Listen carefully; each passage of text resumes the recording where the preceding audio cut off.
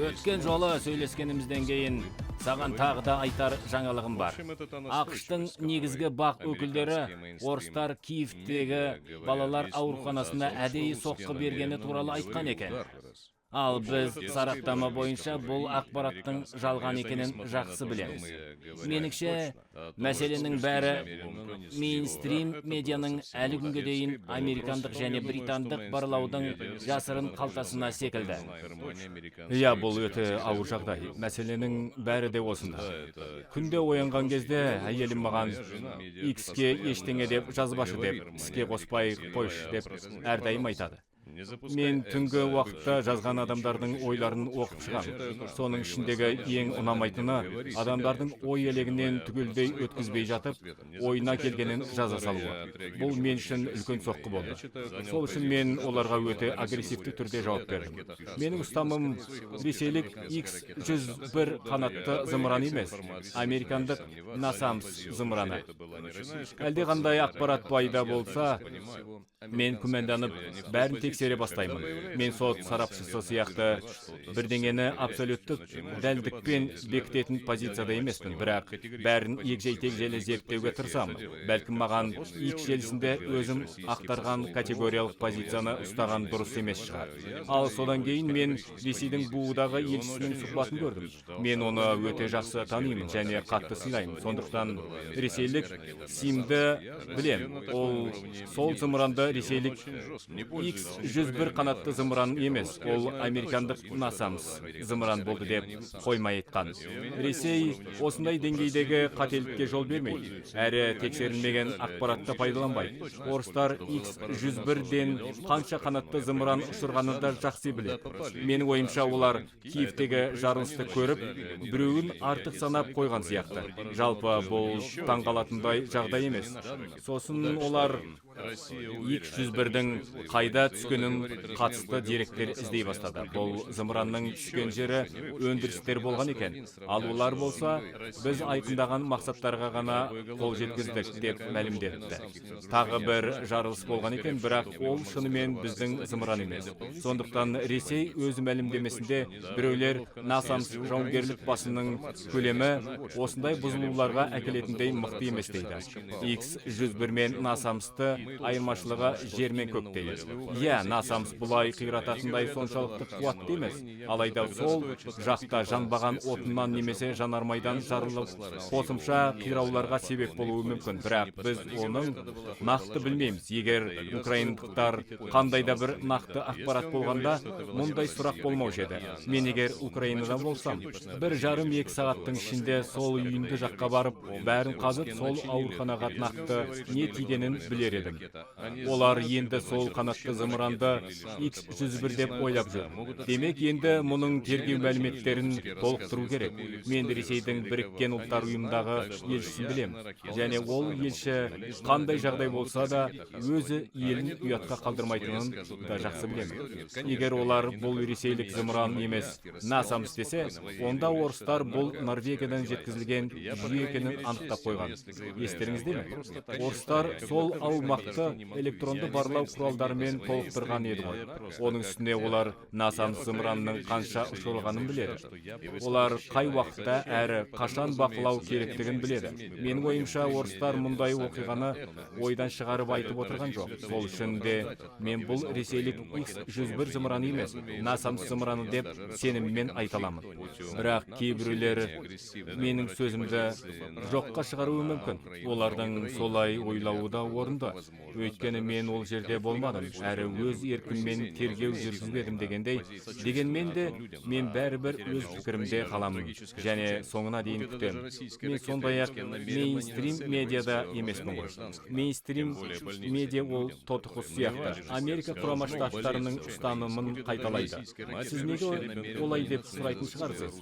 Егер біз Вашингтонда НАТО саммитін өткізетін болсақ, онда бұл баяндауды Украинаға миллиардтаған долларларға қару-жарақ пакеттері әскерлерін жіберуді ақтау үшін және қақтығысты НАТОның Украинадағы агрессивті позициясын күшейту арқылы кеңейту үшін пайдалану керек. Ал Украинадағы қолдаймын дегендер әрине сол жақтағы қаза болған адамдарға көңіл айтуы керек.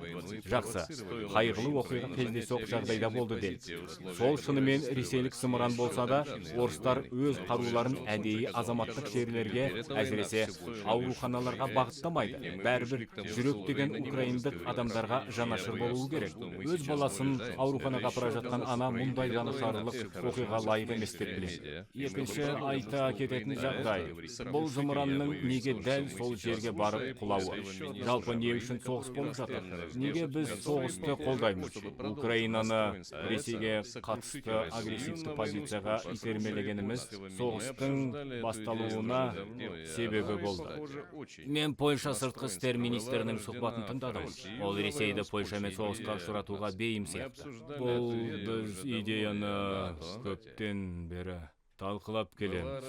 Айтпақшы, ол идея Польшада ойға келген. Бұл НАТОның зымыран шабуылдарына жауап қайтару идеясы. Егер зымыранның Польша жаққа қарай кету қаупі болса, Украина аумағында оларды атып, жерге түсіруге тырысу керек. Яғни зымыран НАТО аумағына қарай ұшып бара жатқанда оны тоқтатудың өзіндік мәні бар. Теперь может быть. Кешірім өтінем. Шатасып кеттім. Сыртқы істер министрлігі емес, поляк премьер-министрі. Бұның бәрі өте маңызды. Украина аумағының дәл үстінде тұрып, поляк зымырандары мен орыс зымырандарын атып, сен де, сенің азаматтарың да орыстар ештеңе демей қарап отырды деп ойлай ма? Иә, сөзбен толықтай келсем. Ресейліктер үндемей қалмайды. Мен Ресей үшін жауап бере алмаймын, бірақ олар шынымен шыдап отыра алмайды. НАТО мен емес, Польша мен Украина арасында екі жақты келісім бар. Егер Польша Украинадағы әскери іс-қимылдарды талап ететін екі жақты келісімді қолданатын болса, Ресей әуе қорғанысын жояды. Егер олар оқ атып бастайтын болса, Ресей оларды дереу жояды. Бұл ақымақ не істеп жатқанын түсінме, білмеймін. Мен бұл саммитте оған лайықты ескерту берілді деп үміттенемін. Мен американдықтардың орнында болсам, былай айтар едім.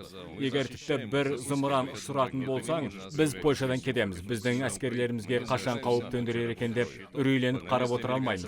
Біз сөз жоқ, ресейлік агрессиядан қорғаймыз, бірақ НАТО сенің артыңда жабады екен деп, Украина жерінде Ресейге қарсы агрессия жасай алмайсың деп айтар едім. Содан кейін ақырындап бәрін тоқтату үшін әскерлерді шығарып жіберетін едім. Бізбен ақылдаспайынша ештеңе айтушы болма дер едім. Біз ең бастысы НАТОдамыз, бірақ неге Польша біздің әскерлерімізге қауіп төндіргісі келеді? Біз онсыз да НАТОда, ақш-та тактикалық ядролық қаруды пайдалануды төмендіктен жағдайда тұрмыз. Ресей бізде солай істейміз дейді. Ал мына Польшадан келген ақмақ поляк зымырандарын атып, орыс зымырандарын жерге түсіруі туралы айтып отыр. Ол Ресей зымырандары ұшырылғаннан кейін Польша бағытына қарай баратынын, бірақ содан кейін маневр жасап, оның шекарасын параллель жүріп, Украина аумағындағы қажет нәрсені зақымдайтынын жақсы біледі. Сондықтан ол НАТО өзінің қару-жарағын Польша шекарасының жанында Львовқа жақын жерде және тағы басқа заттарын сақтайтын біледі. Бұл заңды әскери мақсаттар және Ресей сол үшін оларға соққы береді. Ал ол не дейді? Біз Украинаға жіберіп отырған техниканы сақтап қалғымыз келеді. Бірақ Ресей заңды әскери мақсаттарға соққы бермеу үшін біз әуе қорғаныс күштері аумағын кеңейтуіміз керек. Туст, бұл ойынның қате. Бұл олай жұмыс жасамайды. Сен кішкентай бала сияқты көшеде ойнағың келсе, бір күні сенен үлкен жігіттер келіп, түсіңді қағып алуына дайын бол. Өйткені көшенің тәртібі осындай. Енді үлкен соғыс туралы айтар болса, барлық американдықтар менің осы айтқандарымды түсінеді деп үміттенем. Әңгіме біздің мықты жігіттер екенімізде емес, қанша адамның тағдыры ойыншық емес. Ресей заңды әскери мақсатқа соққы жасаса, бәріміз өлеміз. Содан кейін Польша НАТОға барып көмектесуін сұрайды. Сөйтіп НАТО оның артын жабады. Одан соң олар тағы бірдеңені дұрыс жасамаса, біздің басымыз кетеді. Бізге бір үлкен жарылғыш бомба тастаса, біткен жеріміз сол болады. Дәл қазір Таск мырза және мемлекет басшысының әріптестері сондай-ақ сыртқы ведомстволардың министрліктері Вашингтонда кездесуде. Виктор Орбаннан басқа біреу ол да натолық сол жаңағы Орбаннан басқасы Украинаның жеңе алмайтынын біле ме екен? Украинаға баратын әрбір доллар мен әр евро жазықсыз адамдарды өлтіріп, оларға үміт сыйлаған жолмен ешқашан оралмайтынын анық емес пе? Вашингтондағы НАТОның құрметіне НАТОның осы сөзінен ақылға қонымды басшылар жеңе ме, әлде одан да жаман нәрсе бола ма?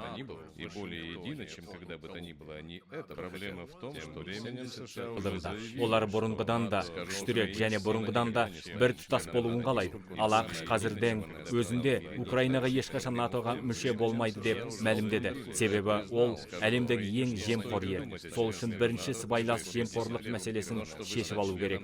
Йенс Столтенберг алдағы 10 жылда НАТОға мүше болу жайында ойлаудың қажеті жоқ екені мойындайды. Бірақ НАТОға мүше болу үшін алдымен бұл соғыста жеңіске жету керек. Бұл енді шындық, өте ауыр шындық. Ал бұдан зорғысы осы соғысты қолдауда мүмкін емес. Тіпті НАТОның өзі Ресей күні сайын нығайып келе жатқанын, ал НАТО керісінше құлдырап бара жатқанын мәлімдеді. Және баға жөнінде айтар болсақ, оларда өздері қалайтын армияны құру үшін шығындарды қолдайтын экономикасы болуы керек. Ал оларда бұл нәрсе жоқ. Бірақ ақшасы болған күнінің өзінде олар ойындағысын іске асыру үшін кемінде 29-30 жыл кетеді. Яғни бүгінде Украина мен Ресей арасындағы жағдайға ештеңе әсер ете алмайды. Бұл соғыстың түбі жеңіліс. Одан жеңілмеудің жалғыз жолы оларға НАТОның тікелей араласуы. НАТО бірақ бұған араласатындай жағдайда емес. Иә, біз поляк зымырандары туралы айтқан едік қой. Польша оларды іске қосты, ал Ресей оған жауап берді. Әрі қарай Польшаның Украинаның батыс жағын бірдеңе жіберетіндей күштері де жоқ. Оларды бірден жойып жіберді. Егер бұл соғысқа Америка мен НАТО кірсе, бұл қызыл сызықтың өтуімен бірдей. Ресейдің экзистенциялық қатері, ядролық қару іске қосылуда. Ресей жаңа ғана стратегиялық ядролық қарумен оқу жаттығу өткізіп, Құрама Штаттарға дабыл жіберді. Қазір көбі Севастопольдегі Крымдағы жағдайда не болып жатқанын айтып жатыр. ақш елшісі ресми симне шығарылғаны туралы біз айтқан болатынбыз. Оған бәрі жабылды. Содан кейін оған Ресей Американы айыптайтын және Америкадан бұл үшін жауап беретінін айтты. ақш елшісі бірден үйге хабарласып, сосын Ллойд Остин Белоусовқа дереу қоңырау шалды. Бірақ Белоусов та Лавров та бір-бірінің сөзін қайталады. Мен олардың не ойлап отырғанын түсінбедім. Олар жанжалды одан сайын ұлғайтқысы келе ме? Олар бұдан кейін Ресейдің жауабын міндетті түрде алады. Ал біздің барлығымызды сөзсіз ядролық алмасуға апарады. Бұл өте қауіпті. Ал біз осы телефон арқылы сөйлескеннен кейін Қара теңіз үстіндегі бақылауын тоқтаттық па? Global Hawk бақылау үшін басқа аймақтарға ауыстырылды. Білесіз бе, негізгі ақпарат жинаудың түрлі тәсілдері бар. Global Hawk ұшқышсыз ұшақтары ерекше жүйелері туралы ақпарат жинауға арналған. Орыстар біз олардың быт-шытын шығарамыз деген соң, оларды алып тастады деді. Бірақ кейіннен британдықтар өздерінің РК-135 ұшағымен және истребитель эскортмен пайда болды. Бұл барлауға қажетті бір реттік күш көрсету болды, бірақ оның соңы неге айналып келді? Ақырында орыстар бізге егер миға қонымсыз ойындар ойнағыларың келсе, қымбат бағада өтуге тура келетінін айтты. Ал Виктор Орбан Мәскеуден Венгрияға ұшқан кезде Владимир Путинмен 2 күн араласқаннан кейін журналистке Владимир Путин деген осы адам. Ол 100% тіпті 100%дан да артық алғыр адам дейді. Ол келіссөздер жүргізгенде де өзінің көзқарасын түсіндірген кезінде я немесе жоқ деп ұсынғанның өзі оның алғырлығын көрсетіп тұрады. Сондай-ақ ол шалқынғанды, өте төзімді, өте сабырлы. Әр нәрседе өте сақтық танытады. Өте ұқыпты және өте тәртіпті. Егер сен онымен келіссөздер жүргізгің келсе, онда дайындалып, өзіңді саяси және зияткерлік деңгейде ұстауың керек. В этом-то и проблема интеллектуальном уровне. С той секунды, как начинаешь говорить сол кезде Байден туралы айтқан жоқ. Жоқ, мүлдем олай емес. Мәселеде осында болып тұр. Владимир Путин туралы жағымды айта бастаған сәттен бастап, сен туралы да көп айтылады. Өйткені сен Путиннің құралысың ғой. Білесіз бе, оған шынымен де бәрібір.